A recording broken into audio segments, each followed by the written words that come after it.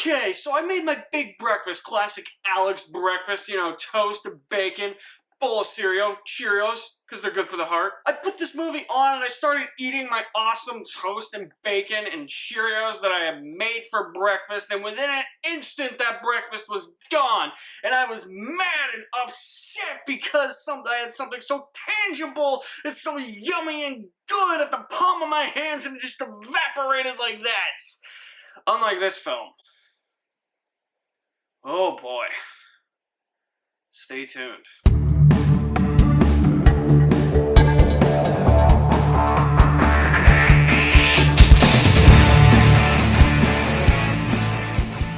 The Woman in the Window is out now on Netflix. It was originally going to be released by 20th Century Fox under their banner Fox 2000 Pictures before they were bought by Disney. This was originally going to be released in 2019. It underwent poor test screenings. Man, I wonder why. So they pushed back the release date to last year. It was originally going to be released theatrically. I don't know why. And now Netflix bought the rights for it and has been dumped on Netflix. And here we have The Woman in the Window, starring Amy Adams, Gary Oldman, Wyatt Russell, Julianne Moore, Anthony Mackie. And Amy Adams plays an agoraphobic woman living alone in New York who begins to spy on her new neighbors, only to witness a disturbing act of violence across the street in her binoculars. So, The Woman in the Window. As you can probably tell from the opening, I have a bone to pick with this movie. If there's one thing I have to say about it, is that the cast is good. It's a great ensemble. I mean, that doesn't necessarily mean his performances were good. Everybody looks like they're sleepwalking in this movie. Gary Oldman is here just to collect a paycheck. It's one of his paycheck movies. Anthony Mackie is here to collect a paycheck. Everybody is collecting their paycheck and looks like they're reading a book that is putting them to sleep. Not a performance stands out in this movie. Amy Adams, maybe. And I really love Amy Adams as an actress. I don't like her that much as Lois Lane. That might not be all on her. But she is a lot better than this. Everybody in this movie is a lot better than this. And even Julianne Moore. I'm not a huge fan of Julianne Moore. I think she's an overrated actress. She's a lot better. She's a lot more capable than what she was given in this movie. Everybody just looks tired and down and like, get me off of this set right now. This movie, to the minimum, down to the bare bones, is a discount David Fincher film. Atticus Ross and Trent Reznor, Nine Inch Nails themselves, were supposed to compose the music for this movie, but they didn't and did Soul instead. Thank God.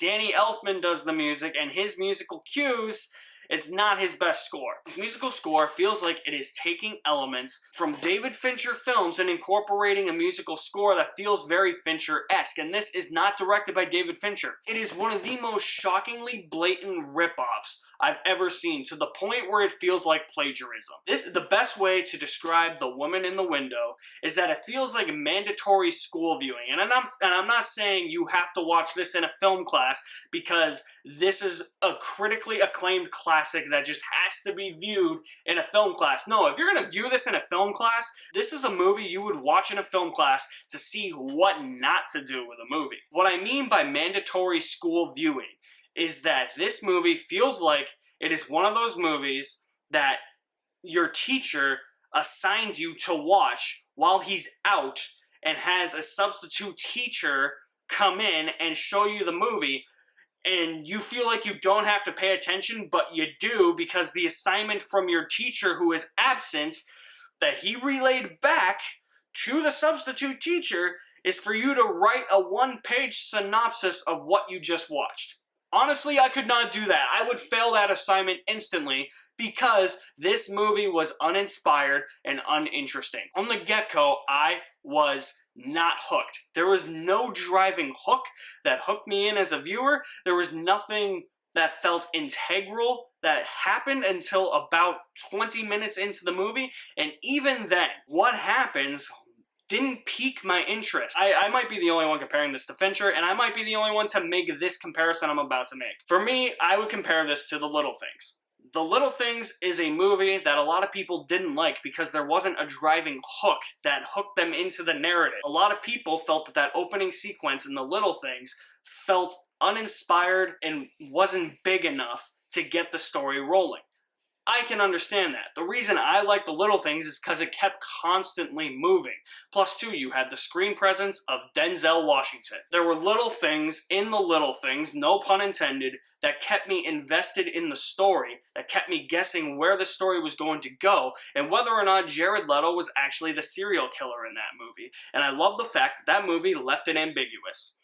This movie has none of that. It also disguises itself as a Fincher film as trying to be a film that is frenetically directed, but comparing the direction of this film to the direction of a Fincher film, it is poorly directed. The director here cannot move people in and out of the frame in a competent manner. He cannot weave the scenes along in a way that feels like it flows all together. There's just a lot of people that yell at each other, sit around and talk, or throw false accusations at each other to the point of annoyance, with nothing interesting happening in those scenes or in the background. And it keeps shifting these characters in and out of the movie as ways to try and get you to guess, oh, who's the killer, or who did she see in the window? Bro, we know who the killer is 2 milliseconds after he shows up. The moment that this character shows up, I was instantly like, he's the killer. There you go, I guessed it. And what happens? He ends up being the killer. I hate psychological thrillers that do this. They introduce characters, you instantly guess who it is, and then they're like, whoa,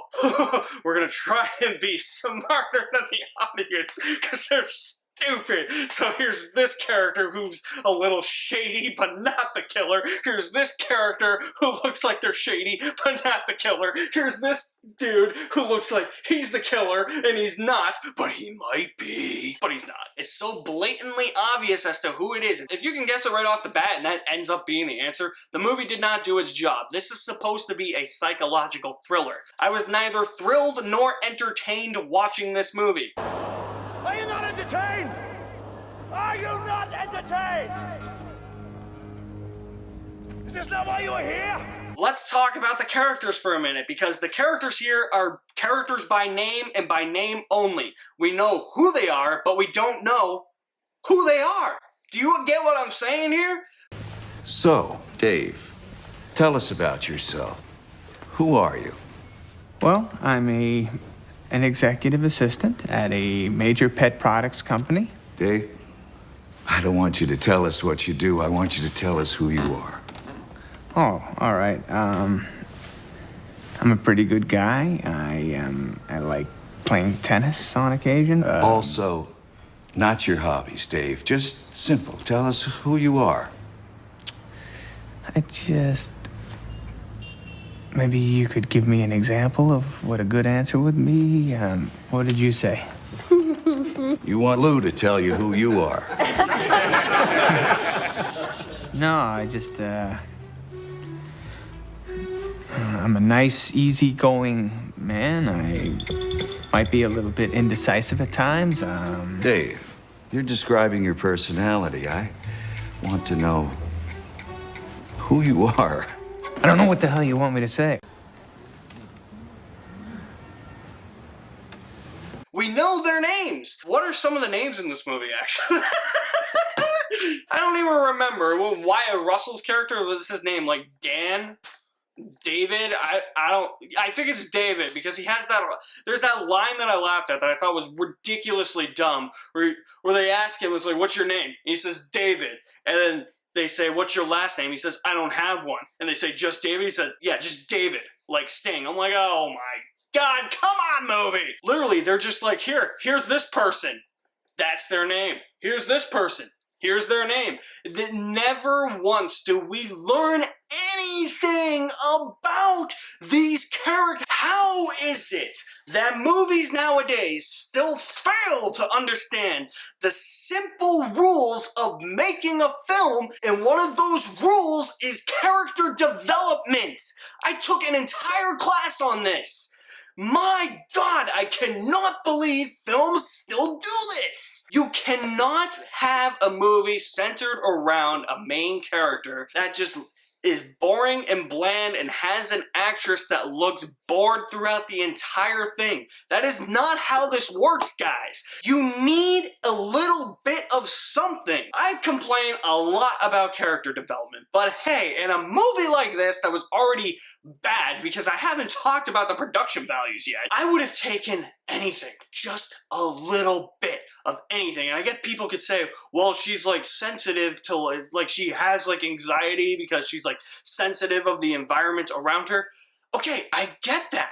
But portray it more in the film, or have it come across in a neater, tidier way in the film. I just want to be a little tidier. You have to make every single element of the film work. And even if you are going for minimalist character development like that, you have to find a way to get your audience to care. And I just didn't. Let's talk about the production values, because the cinematography I thought was very bland. One scene in particular I thought was poorly shot. Whew, how do I talk about this? Well, man, I feel like this video is just going to be an entire rant. This is going to be like a 20-minute review of me just ranting about the woman in the window. Anywho, back to the actual review. This scene involves an overhead shot of Amy Adams' character walking in the street, like a legit overhead shot. So you just see her, the top of her head, and her walking like towards the street, and there's a giant garbage can full of trash there.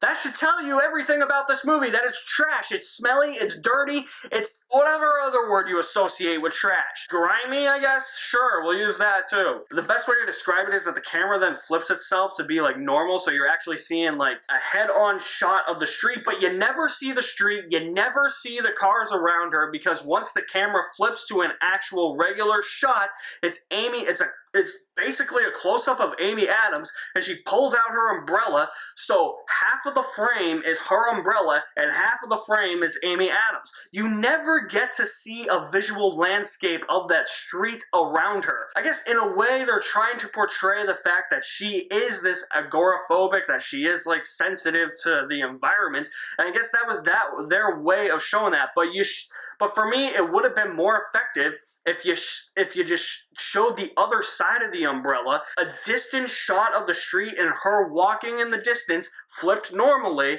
maybe not at too much of a distance, but to the point where we don't have to see Amy Adams' face. But I feel like a shot like that would have been way more effective to tell us that she is sensitive to the environment in society. All it told us is that, hey, it's garbage day, which, by the way, reminds me of that Garbage Day. Fuck it, I'm playing it. Here's the Garbage Day clip.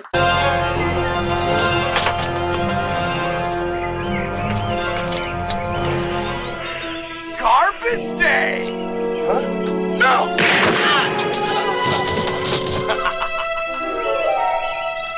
This movie also does that thing that trailers for like adaptations of graphic novels would do back in the day, where there would be blood splatter, and then it doesn't come up with the title here, but in those trailers there would be blood splatter, and then another splat of blood, and then the title of the movie would come up. You know, I think 300 did it. That really awful movie that was a ripoff of Sin City, The Spirit did it. Sin City might have even did it. There's moments like that. There's one in particular where the blood splatters across the camera, and I said, did the blood just break the fourth wall? I said that out loud. I said, none of the characters broke the fourth wall. The blood broke the fourth wall. It was a weird stylistic choice that didn't make sense to me in the moment. And there's also this moment towards the end, I get it, special effects. Amy Adams' character gets stabbed in the face. Obviously, Amy Adams isn't getting stabbed in the face. But what was obvious was the Amy Adams dummy that was getting stabbed in the face. Touch that up in post. Like, how can you be that lazy? This went through reshoots and rewrites. How is it that lazy? This was supposed to come out 2 years ago. You had this much time to fix all of the problems for this movie. I get it. If you had to do reshoots, you couldn't do them really last year. That's not a fault of any filmmaker that makes a movie, that was making a movie during this time and turned out to be bad. But maybe you should have taken a little bit of extra time to fix that up in post-production. There's no point in rushing out a movie if you don't think it's fully polished. For some reason, they thought that this was a fully polished movie, when instead it needed actual acting, characters, lots more rewrites, lots more reshoots to fix bland cinematography, needed a lot of touching up in the production values, and it needed something to hook the audience into what this story was actually going to be about, and not have it be this predictable slog in which you can guess who the killer is right off the bat. This is a psychological thriller. I was not thrilled, nor was I psychologically challenged. I am going to say The Woman in the Window belongs in popcorn hell.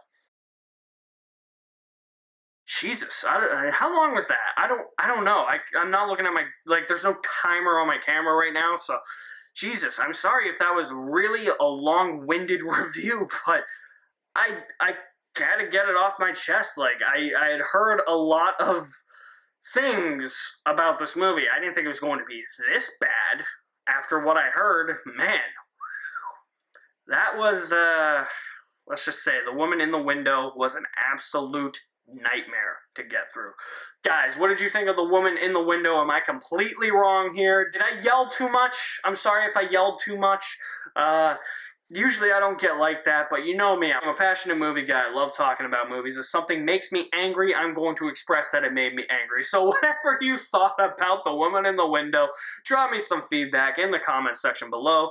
All my links to my social media accounts will be in the description below as well. You can find those at my official website. The link for my website will be in the description as well. You guys are the best. Thank you for watching. Do not forget to like this video, subscribe to my channel, and comment down below. My name is Alex Madden, and I'll see you at the movies somewhere.